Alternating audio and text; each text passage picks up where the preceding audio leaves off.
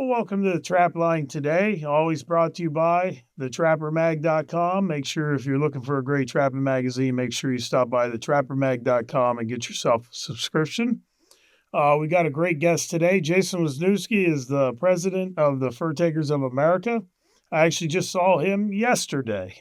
We spent 3 days out in Spencer, Iowa. The Fur Takers Association put on a fantastic just a really good rendezvous. There was a great crowd there for him. I was really happy. I know that Jason, his whole team, Mike Mazur, a bunch of people really put a lot of work into that, and it was a fantastic event. And welcome to the podcast. How are you today, sir? I am doing great. Thank you for having me. And yeah, the team did a great job. I think about that, and it was really encouraging to see, especially with the way everything is, down markets, everything. We always wonder how big of a turnout we're going to have, but it was just a great event. And Mike and Carrie Mazur just did an outstanding job, and all the volunteers in Iowa. And just hats off to them. I told everybody, I said I was just smart enough to stay the heck out of the way. Well, sometimes that's our best attribute as people, just stay out of the way and let it happen. That's actually a really good good answer. That just tell us, since we are on the subject of your convention, overall synopsis. I'm sure that you guys were very happy with how everything transpired and moved forward. Oh, absolutely. It was such a great turnout. We were actually in danger last year of not even having a convention this year. They're getting harder to find places to hold them and volunteers to do the work. And Mike and Carrie kind of volunteered to do it. They took it on themselves where, generally we have a chapter and affiliate do it. And, they just, Mike, he was probably on the phone with me 2 to 3 times a week all through the year, getting everything set up. And, everybody I talked to was just ecstatic how well it was. Some folks said it was probably the best FTA convention they've been to since the fur boom, which is, that's a while ago.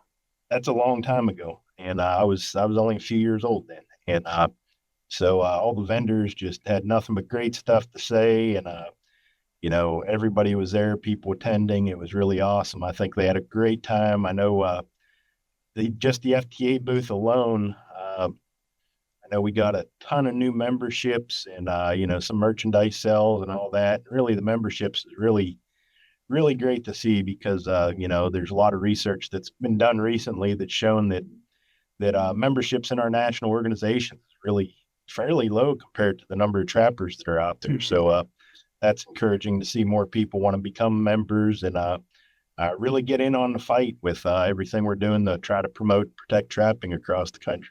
Absolutely, absolutely, and you guys are doing a great job.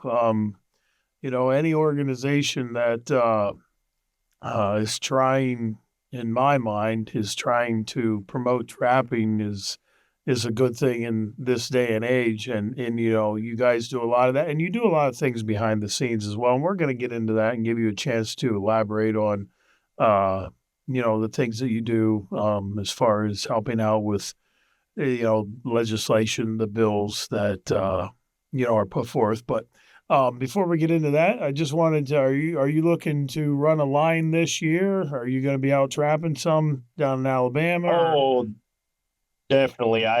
We live, luckily, I'm fortunate that I can just go out the back door and pretty much run a line bigger than what probably most people get a chance to run. But, we live on my wife's family farm and, probably, I guess we've been married 10 years, probably about 10 or 12 years now. I've been hitting it pretty hard trying to manage the populations of the fur bears. We certainly, in the South, we don't have many fox left, but we have a ton of coyotes. And actually, some of the recent research has really shown that in the last, 10 to 15 years, coyotes have been one of the number one species that people have been trapping. That changed from fox and coons and everything else. And I imagine the raccoons are probably getting more of interest because of the nest predation, nest grader stuff. So, I go out and, try to keep all those numbers in check. And I have a pretty unique strategy, I think, that has really worked well to keep the coyote numbers certainly in check. And we really don't see hardly any anymore. And the other cool thing a lot of people don't realize is that, when you have lots of coyotes, you generally don't have many red fox. And the last few years, on top of not seeing much coyote sign, we've seen a lot more red fox around the farms. That's been very encouraging as well. Absolutely, and that's one of the things when the coyotes move into an area, they don't just chase them off; they kill them. The coyotes will run them down. I think that is a big factor in some of those, quote unquote red fox belts. I actually live in Pennsylvania, and the guys in that southern part of the state, they're just not seeing and having as much success with those red fox like they used to. And I think a direct correlation to that is the coyote numbers that we're getting throughout not just Pennsylvania, but like you said, Alabama, the United States in general. They're just there, and the foxes just don't have a chance. It's a bigger dominant predator. It'd be like a black bear trying to go into a grizzly's territory and surviving. It's just not going to happen. Yeah, for sure. I'm similar to you. I grew up in the southwest part of Pennsylvania, and that's what I mean. Red fox is my favorite species by far. I love to trap them. I love to see them. I love the smell of them when you get them. I Yeah. think they just have such a beautiful smell. And it really goes back to when I was a kid, even. I think first experiences I had with trapping or anything related was I was helping one of the neighbors turn some fox hides. And that smell today takes me back to when I was 5 years old. Yeah, that's fantastic. But yeah, I was always used to trapping up there. And then when I moved south, you know, the coyotes have been here probably about the last 30 to 40 years. I guess they started moving in, and now they're everywhere. I can't hardly go out deer hunting without seeing one. Yeah. Usually, certainly when I'm turkey hunting, they're usually stalking me as I'm calling. So Yeah. they're pretty thick down here. That reminds me of a story. If we bring my dad, anytime I can bring my dad into the equation, I'm always going to. That brings me to a couple stories that he would tell me, and I'll make them quick. He was sitting there, and my dad hunted turkeys a lot like he hunted deer. He'd set a blind up, and about every half hour, beep, beep, beep, beep, beep, and then he wouldn't do anything for a half hour, and then another half hour, beep, beep, beep, beep. And he would sit there, and those predators, whether it's a bobcat, a coyote, a fox, it doesn't matter. They hear something, that's their house. I mean, like you hearing something in your upstairs left bedroom, you know exactly where that sound came from. So they hear that, and then they stalk in, they work downwind, whatever they're doing. Numerous times he would call me, be like, I didn't see any turkeys, but boy, that big old beautiful bobcat came in. He walked across the log. You should have had your camera here. And he's had coyotes come in. He had a coyote come in and run right at the head decoy and take it out, all those different things. So that's pretty interesting. Going back to what you were saying, you said you have hopefully you can elaborate, and I'll give you a chance to. You said that, when you're trapping down Alabama, you feel that you got a pretty good system to where you're handling the coyotes pretty good. What are you doing possibly that's maybe different than some other guys, or maybe you could tell them when they're out in the field to maybe help them as time moves forward?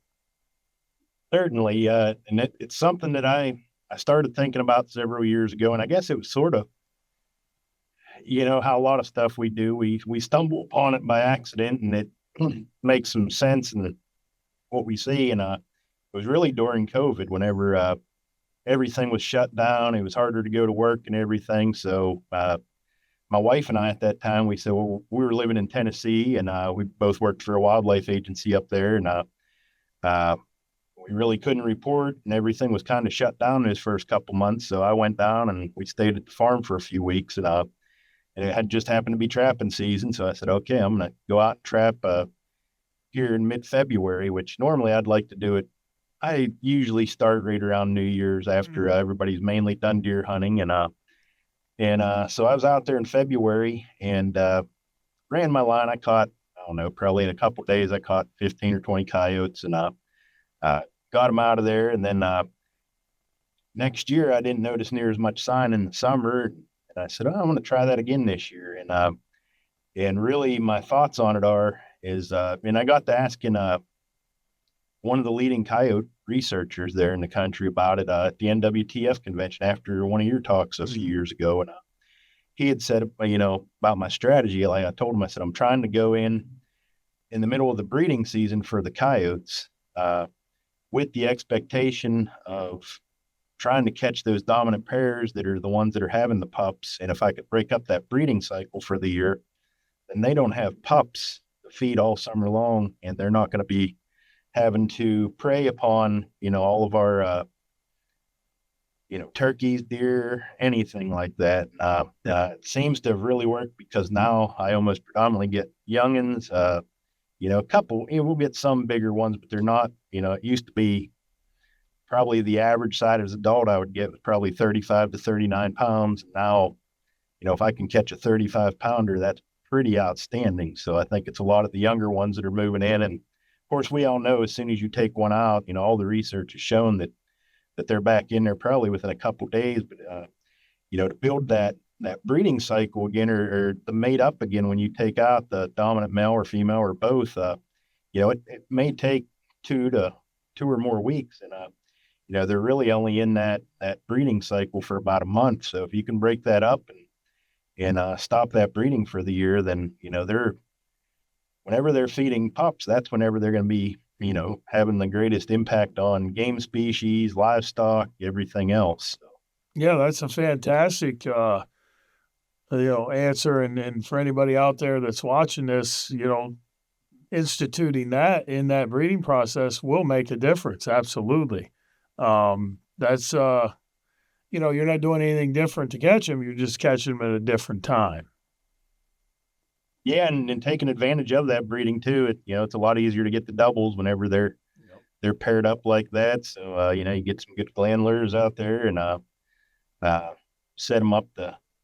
That's what I always say. We get a lot of rain that time of year too, so you're always fighting the weather, and it's kind of like the heat right now. You can't do anything. Yeah, you can't do anything about that in the middle of July or late July. That's always big fun. Yep. What are some things that the FTA is working on right now that is your path forward per se? What's the FTA working on that is you guys do a great job. Pretty much everything you do is going to be promoting trapping and the tradition and the lifestyle.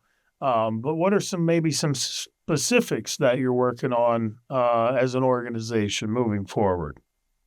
Yeah, there's, of course, the legislation is always a big issue every year. A lot of people don't realize that in general across the country, you probably have between 15 and 30 bills, whether most of them are at the state level, occasionally some are at the federal level, and we do a lot with them. This year was fortunate. We didn't have a whole lot out there. The biggest one was in Oregon where there was it was a public land beaver trapping bill that basically would prohibit beaver trapping on public land. There's a lot of more information that went into that bill. And unfortunately, the folks in Oregon, I believe we lost that. Yeah. To trap beavers on public lands, but that's something that's coming for a number of other states. There's already been beaver working groups in several. I think maybe Wisconsin and Minnesota. I know Colorado has one as well.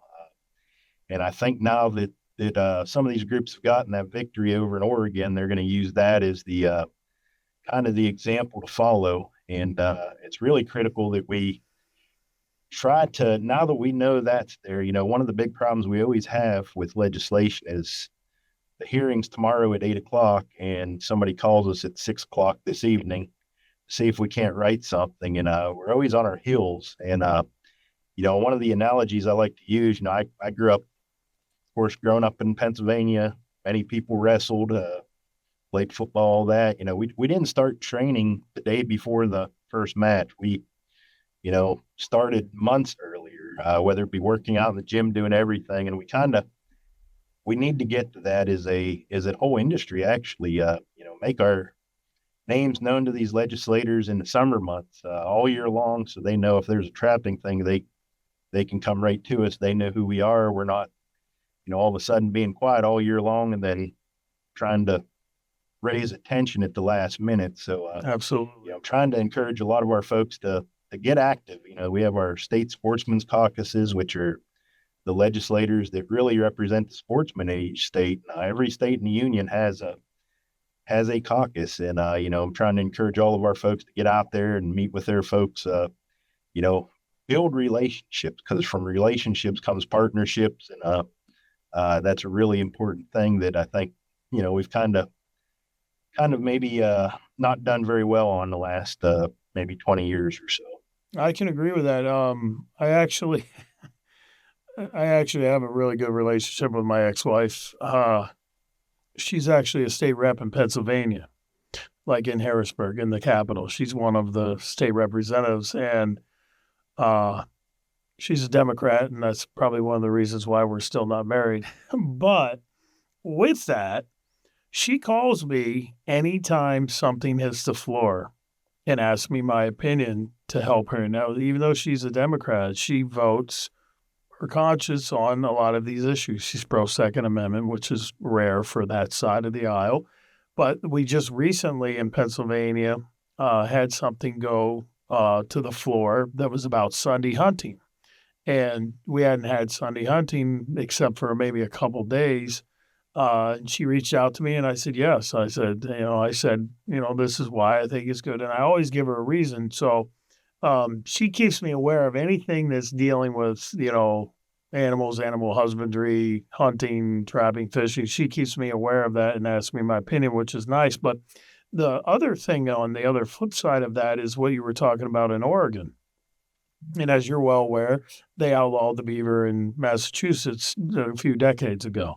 And what has happened there, within 3 years, it went from the trappers actually handling the problem beavers, keeping them in check. Obviously, the fur market had a little bit to do with that. Beavers were worth a little more at that time. But you would still have, even to this day, I got an email from somebody from Oregon, and he said, I need you to set me up with some Duke 550 since they just outlawed beaver trapping. I'm not going to be able to trap beaver. I'm going to trap something else.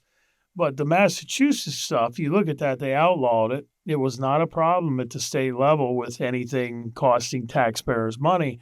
And within, I think it was 3 years, it quickly turned into like a $65 million taxpayer problem, from where beavers are damming up roads are washing out, they're cutting trees down over telephone wires, electric poles, electric wires, things of that nature. So, yeah, I don't really, you know me pretty good. I don't care what anybody thinks. I don't care what they think in our community. I'm going to always have my opinions. I can see where they're coming from.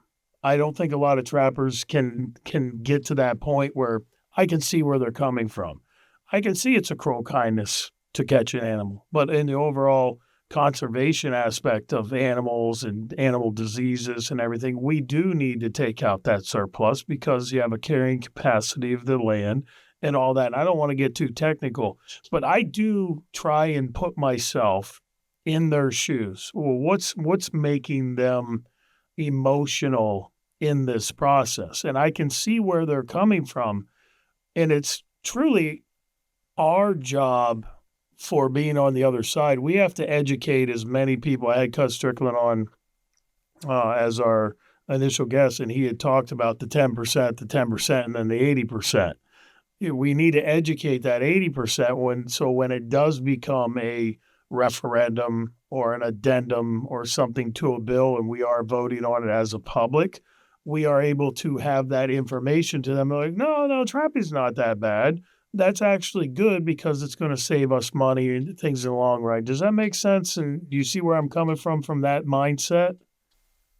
I think you bring up a great point. Years ago, the strategy whenever I started trapping in the 90s was to keep a low profile and not attract attention. Then hopefully the anti-groups would not introduce legislation, stuff like that. But really that's done the total opposite of what we needed to do, because it's decreased relevancy as trappers to where most of the general public doesn't even know trapping still exists in the United States. And there's been a lot of surveys that have shown that. And they actually tried one in the Association of Fish and Wildlife Agencies. Tried it a few years ago to do a survey, and they couldn't find enough people that could answer the questions that had sufficient knowledge to even answer what their opinions of trapping were, because nobody thought it even existed anymore. So Yeah. get to that, certainly in a place like Massachusetts, where it's already a small state and probably not a whole lot of trappers. You know, probably most of the folks live around Boston and some of the bigger cities that probably don't partake in outdoor sports and a lot of the traditional means and methods. And Yeah. it's real easy to go ahead and say, yeah, we don't need this. And and unfortunately, there was Duddy Afwa did that one too. I think it was 2 or 3 years after that ban happened, and I think that was in the early '90s that happened up Yeah, it there. was in the And 90s.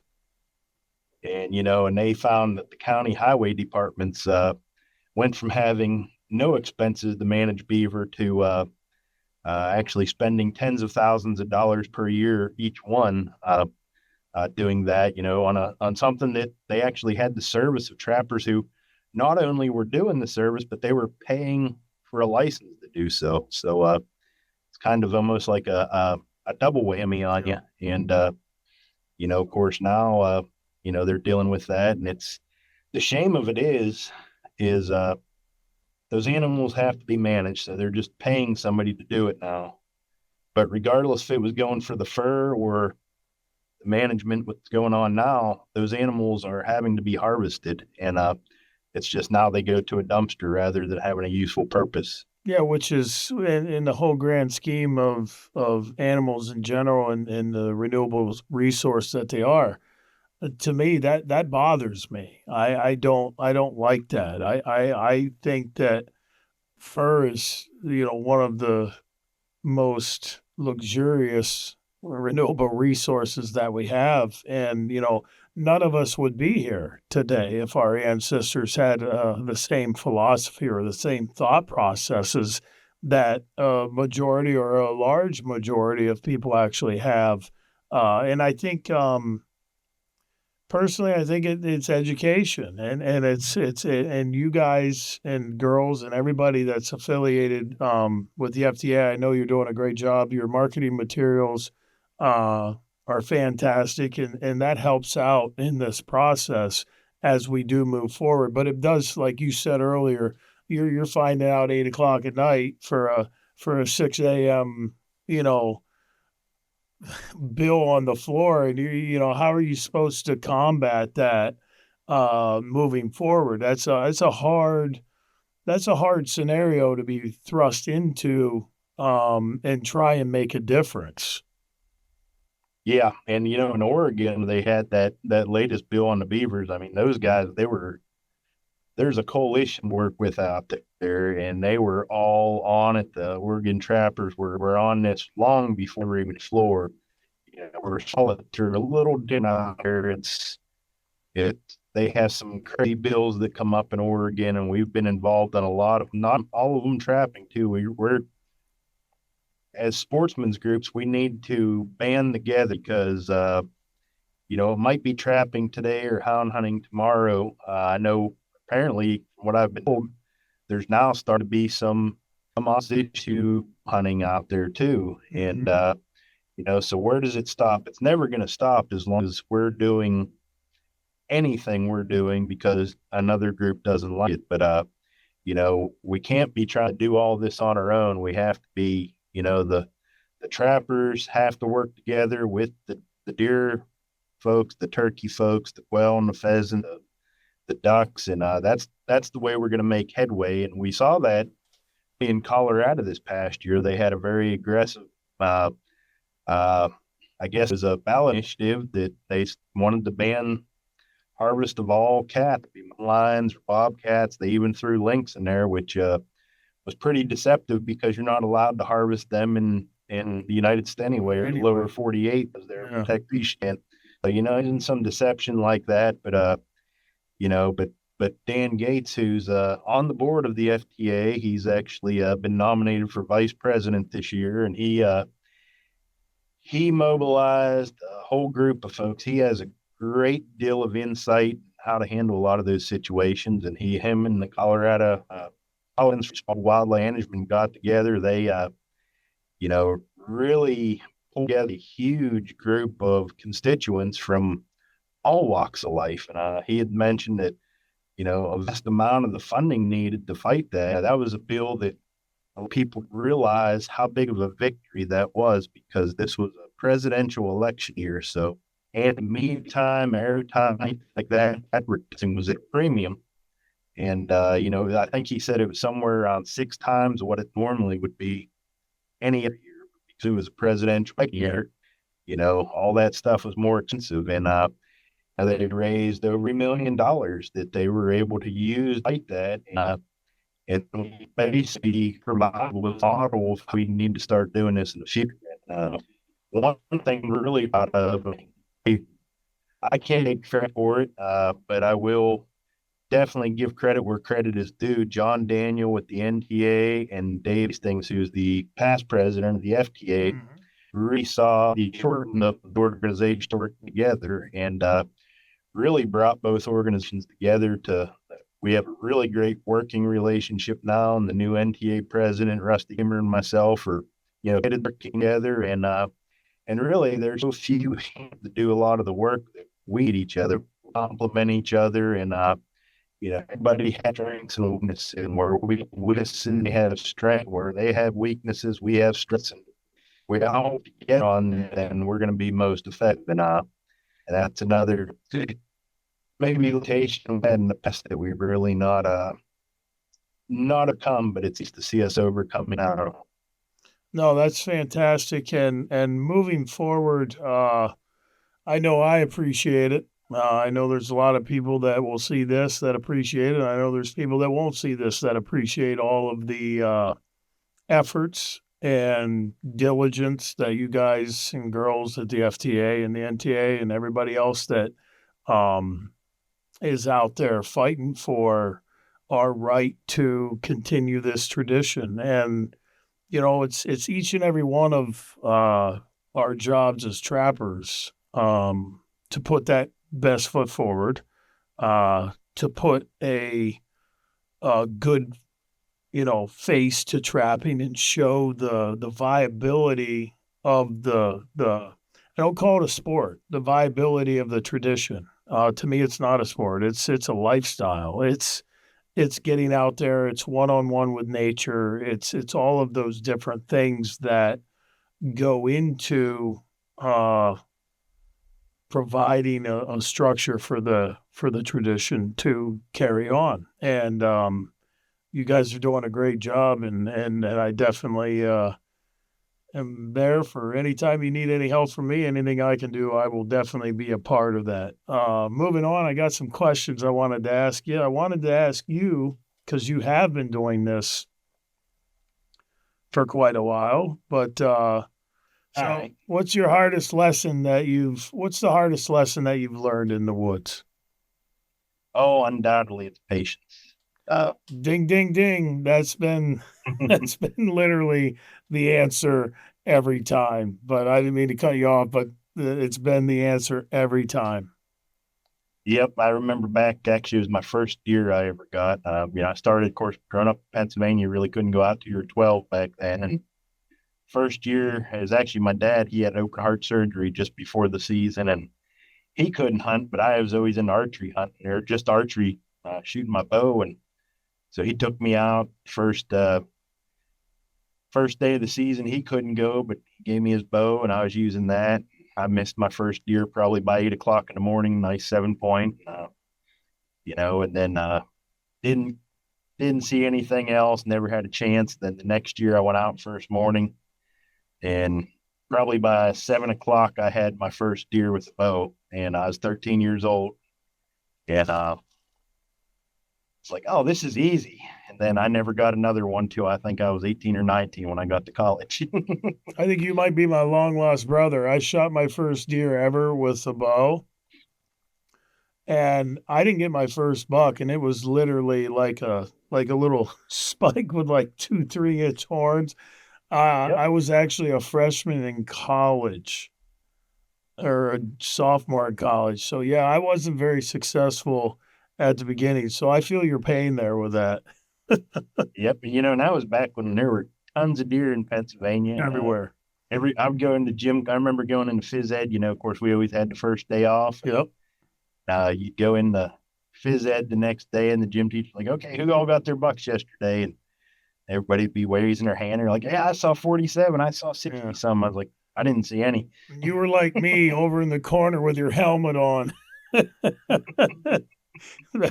I can feel your pain, man. And you know what? To this day in Pennsylvania, we still get the first day of buck season, but it's different because the season opens on Saturday now, but they still give Monday off in most or all of the school district. It's kind of odd, but you being from Pennsylvania, you know how big of a tradition that was. Yeah. That's pretty cool. Yeah, up until a few years ago, I still went up there every year to hunt. Yeah, once I had some kids, then that got a little harder to do. Yeah. Well, you don't have to go very far, Alabama. You got quite a few whitetail yourself. Oh, like I said, I could go up. I'd like to shoot a couple out of the garden right now. Yeah, and they're eating all your food. They're as bad as the rabbits and stuff, I'm sure. Another thing, what would be like a good piece of old school wisdom that you could give somebody watching this? What's some wisdom that might help them in their outdoor pursuits or their outdoor lifestyle? Oh gosh, if you like the bow hunt or any other kind of hunting, or something even that's helped me a lot as a wildlife biologist, where I don't think I touched it. Mhm. I've been a wildlife biologist the last 26 years, but what's made me a better biologist and a hunter was the fact that I learned to trap early. Yeah. And we know how it is. You have to know the location where those critters are going to be. I mean, if you're trapping canines, you're looking at a 40-acre field and you're making them stand in a 1.5 by 1.5 inch spot and set that trap off. And even as a wildlife biologist going out there doing everything I look at, you just can't, once you're a trapper, you think of everything different. And uh, anything I would do out in the field, whenever I'd be doing any of our research, whatever, I'd be looking at it from a trapper standpoint. And boy, I just feel it made me so much better of a biologist whenever I was doing all that.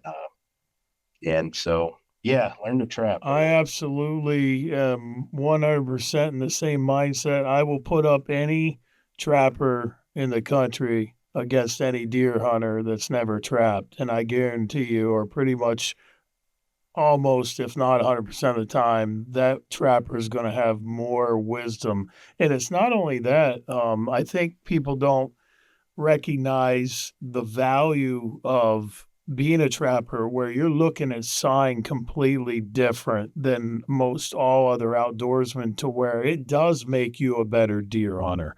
It does make you a better turkey hunter. I think it even makes you a better fisherman. I mean, it carries over in a lot of aspects of your life where, uh, I mean, we all get into, I know I do, I get into that mindset where, if I'm looking at a patch of ground trying to, what would Jeremiah Johnson or whatever look at this? And, you kind of take a step back in time, and trapping allows you to do that. Hunting does too, don't get me wrong, and fishing as well. But as a trapper, I think you hit the nail on the head. You're going to progressively be a better outdoorsman from just the knowledge you gain while you're out there doing your stuff in the field. Absolutely. Especially, that's what a lot of us say. If you're a bow hunter, it's all the same stuff. Getting in the right spot, you gotta know the why. And that's another, I think, a really good thing just in general for everybody is always know the why of why you're doing something or what you're doing, No.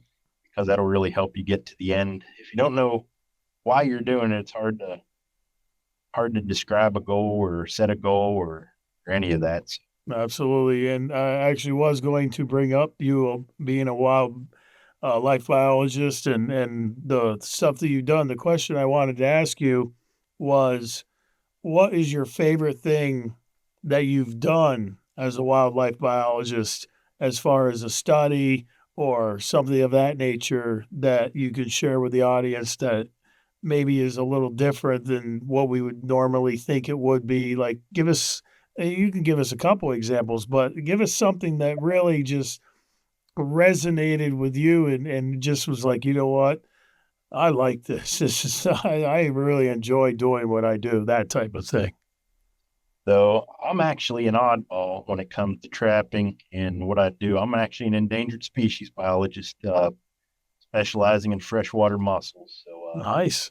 I spend a lot of time on the bottom of rivers and streams. And I remember the very first time I'd ever done that. Of course, when I moved away from Pennsylvania, I moved to Tennessee to go to graduate school. And I went out to the Clinch River in Northeast Tennessee, which is one of the most biodiverse rivers in all of North America. Just absolutely beautiful. And we were there in the breeding time for one of the federally endangered species. And looked down there and they're all open on the bottom and they kind of have this blue hue to them underwater. And it was just the most beautiful thing to see that. You're in these little riffles and there's just tens of millions of mussels. I mean, that was such a thick population in there. But yeah, other things like some great memories. I keep thinking I need to write a book because I was thinking that today as I was riding down. I stayed in Illinois last night. I was coming home from the convention and I've had a unfavorable encounter with a water moccasin. I've been diving in the river looking for mussels, and I've laid on about a 9 foot gator unsuspectingly. Nice. So I've had a lot of neat things like that happen. But one of the other cool things was probably about 2010 or 2011, maybe somewhere in that time frame. We rediscovered what was thought to be an endangered species, and hadn't been seen since 1958. We picked one up there in the river, and then we went out and actually did a major survey of the river and found it to be the second or third most abundant species in the river. Interesting. Water. And of course, some genetics work, some research, we found it was the same thing as another species that was listed. And because of that, we pretty much have expanded to a new river, and it was a threatened species that it matched up with, and we're hopefully going to be delisting that species sometime soon. So That's pretty cool. there's not a whole lot of species that have been delisted, and of course the kind of took away our rediscovery of an extinct species because we found out that extinct species was actually the same thing as another species. But that happens a lot. That's kind of one of the things with research. The more you do, the more you put the connections together and find out more. And it's a huge world, and we don't know a fraction of everything we think we know. No, and it's a really awesome, I'd say, gig that you have. What a cool gig to be able to be out there and doing something different like that on a daily basis. And you got those memories of laying on a 9 foot gator and putting your hand in a water moccasin. That'll always keep you up at night, I'm sure. Yeah, the moccasin, that was a fun one because I got bit. I was just south of Atlanta, and it bit me in the lower leg. I knew what happened. As soon as it happened, I screamed like a girl. And not that there's anything wrong with that. No, I would too. I yelled for everybody to get out of the water, and as I was trying to get out, it bit me a second time. Oh, man. And luckily, they were either two dry bites, but the first thing my father-in-law said after he heard about it was, well, he said, "Did the snake die?" And wondering if it died from biting me. Yeah, he got the poison from you. But you do get to go to the front of the line at the hospital whenever you go in. When you go out with a snake bite, yeah. That's pretty interesting. That's pretty cool. I'm going to hit you here with the Fast Five. We're trying to do something to, learn about people. Obviously, I really appreciate you giving us your time. And this is the Fast Five. No need to elaborate. One word answers if you can, but we're going to start it off. When you're trapping, what is your favorite go-to set? Flat set. Flat set. Very nice. We've all done this. If you've done it once, you've done 100 times probably, especially the more time you spend out there. When you snap a trap on your fingers, what comes to your mind? Crap, that was a really nice bedded trap. Yeah, exactly. Favorite animal to go after? Red fox. Red Red fox. fox. Your go-to bait. This doesn't have to be something on the market or whatever, but if you could only use one thing to trap with the rest of your trapping days, what would you use for a bait? Well, I hate to endorse anybody, but it's just worked for me for so long. Rusty Johnson's Lucky. There you go. Rusty I have Johnson, used plug to that for him. years. Yeah, Rusty makes a good product. Yeah, you'd be hard pressed, and me being a lure and bait maker, I can say this: you'd be hard pressed to find anybody's lure and bait on the market that won't work for you when you're out in the field. It's all going to work for you, and it's about personal relationships and having people try your stuff and falling in love with it, like you just did Rusty's stuff. So Yep, that's and a positive. I totally agree with you. I think if there's a reputable lure and bait maker out there, their stuff will work. Absolutely. And then the last one, what would you consider to be the hardest animal to trap?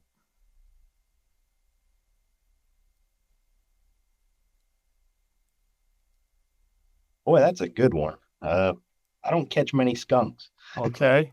Well, is it not? But I intentionally try not to. Yeah. But boy, I don't know.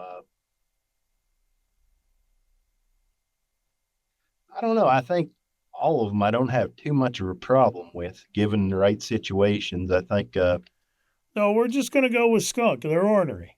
The hardest animal to catch is a skunk. That's what we're going to go with. we don't Jason, have a whole lot of them. So they're some places there's pockets of them. I wish you did have a lot of them now. The way they sold $70 average on the market. that was pretty I amazing. mean, did that fly around the internet in a day? Oh, it sure did. It still is. It keeps. I still see posts. I'm going to target skunks this year. The problem is they're going to send 20,000 of them up there, and they're going to average about $4 probably because they flood the market. But at least we had a bright spot from the first sale. We had a good discussion on that yesterday. That there's a lot of that the market goes up and down, and every few years there's something that surprises you. We've had the beaver the last few years with the hat market. The skunks this year. Who knows what it'll be next year? Exactly. Hopefully it's more things. It's really tough right now, as you're well aware. We've all had that conversation. It's pretty tough when you're, three main driving forces are muskrat, raccoon, and coyote, and every one of them is really the cost of production is actually higher than what you can get for it on the market, and that doesn't bode well for the fur market. But we're going to persevere. I appreciate you and everything that you do. I don't think people realize how much effort and time that not only yourself, but your organization, the people around you, your team. I don't think they realize everything that you do to help the tradition and help us move that forward. And I appreciate you, and I'm proud to call you my friend, and I'm glad to have you on here. And I look forward to the next time I get to see you on down the road. Well, thanks for having me, and right back at you, Alan. You're just a great ambassador for this industry and for just trapping in general. And I think it's obvious. I just love. I always use you as an example whenever anybody talks about anything, because you go to NWTF and man, the room is full. People are interested. We're trying to move that needle. Yep. But have a safe trip the rest of the way. I appreciate you pulling over and giving us your time. And I'm sure we'll talk soon. All right. Thanks a lot, Alan. Appreciate you, buddy. That's the end of the Trapline today. We appreciate you being a part of it. I would definitely want to thank Jason for coming on and giving us his time on his drive home. He's probably tired. He spent probably a full year in that whole process of helping out with the organization's rendezvous, which was a fantastic event. And it's just something that we all can put a better foot forward and continue to promote trapping in a positive light. with that being said, we hope to see you somewhere down the line.